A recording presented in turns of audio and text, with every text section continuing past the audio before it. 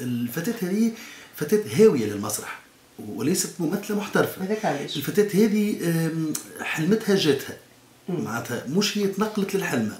تعرف اللي كون البروجي نتاع نسكا في كوميدي شو يتنقل في الجامعات والفضاءات وكذا، وان شاء الله السنة 10 فيفري باش يكبر اكبر. شنو هذه حلمتها جاتها؟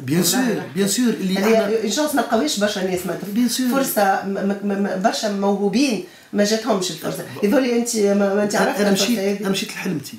مشيت حتى انا زاد مشيت دقيت البيبان مشيت في المهموته. اي والله في المهموته نمشي اللي يسالني يقول لي شنو، نقول له ماشي لحلمتي.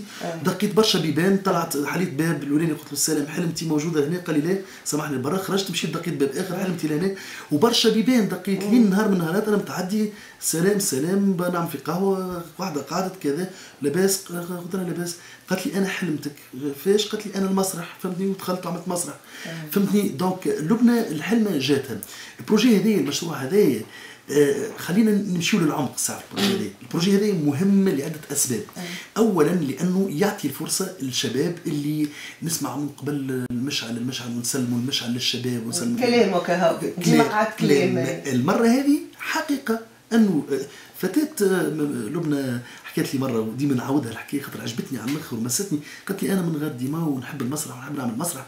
كان عندي حلم حياتي أني نعرض حتى سكيتش في جندوبة. قالت لي وبالمناسبة هنا نحيي والمستمعين الكل في غير ديما وجندوبة. قالت لي نلقى روحي نعرض في تونس والتوانسه الكل على المسرح البلدي. باهي تعرف اللي يكون المسرح شيء في تونس والمسرح البلدي وحده شيء. لا المسرح البلدي عنده حاجه، عنده الرهبه نتاعو. فهمتني، كبار الفنانين العالميين وقفوا على المسرح البلدي. فهمني ولا الحضور كما كنت تحكي. انا ساعات معناتها كما قلت ما نحطش روحي في بلاصتها. معناتها تقعد قدام الجمهور عادي ويشدك التراك. خلي تعرض قدام خيرة الفنانين والممثلين والسياسيين والصحفيين والإعلاميين. ولهنا بالمناسبة نحب نحيي الناس الكل خاصة الإعلاميين والصحفيين اللي كتبوا على العمل هذا، سواء كان نقد أو شكر، لأنه هذا يطور هذا العمل.